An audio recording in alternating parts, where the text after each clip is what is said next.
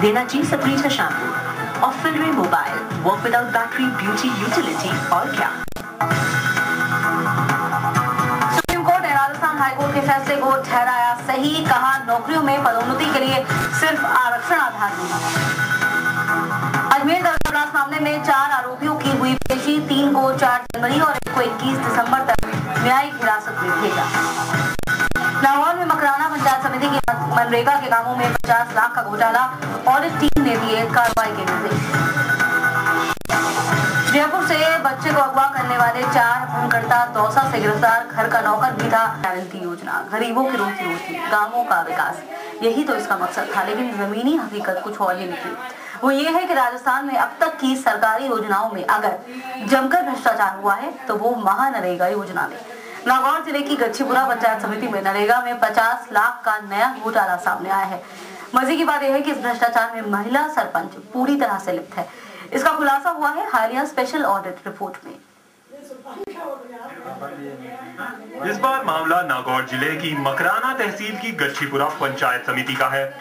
नरेगा कार्यों के लिए जयपुर आई स्पेशल ऑडिट में हैरत अंगेज खुलासा हुआ है कि नरेगा कार्यों में 50 लाख की धांधली हुई है, जिसमें 36,50,000 की मोटी रकम महिला सरपंच लाड कंवर पर डकारने का आरोप लगा है।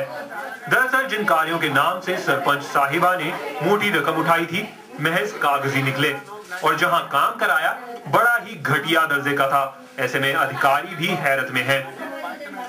50 लाख रुपए का जो नरेगा कार्य है उसमें पूरा काम नहीं हुआ था और उसमें कुछ भ्रष्टाचार हुआ है, जिसमें गेंद वगैरह जो उसमें नाप आदि में भी गड़बड़ी हुई है। और उसमें एक बात और आ रही है कि जो उसमें वॉल पेंटिंग करानी थी जो नरेगा, वो वॉल पेंटिंग पूरी हुई नहीं, उस पर नाम लिखवाए नहीं गए और उसका भुगतान उठा लिया। तो बड़ा गंभीर मामला है।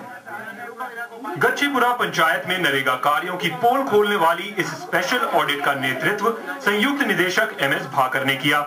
मामले के खुलासे के बाद ग्रामीण विकास के सचिव ने जिला कलेक्टर को सरपंच, ग्राम सेवक XCN के खिलाफ कार्रवाई के निर्देश दिए हैं। नियमितता की है, चाहे वो अधिकारी हो, चाहे जनप्रतिनिधि हो, चाहे कर्मचारी हो, उनके खिलाफ कठोर से कठोर कार्रवाई की जाएगी। इसमें प्रशासनिक कार्रवाई भी की जाएगी, जिसमें चार्जशीटें देना और धारा 38 के तहत कार्रवाई करना, और यदि कानूनी कार्रवाई भी आवश्यक है तो FIR आदि दर्ज करा के कानूनी कार्रवाई की जाएगी। गांव की सरकार में नरेगा धांधली का ये पहला मामला नहीं है। अगर सभी पंचायतों में नरेगा कार्यों की स्पेशल ऑडिट कराई जाए तो भ्रष्टाचार के सैकड़ों खुलासे और होंगे।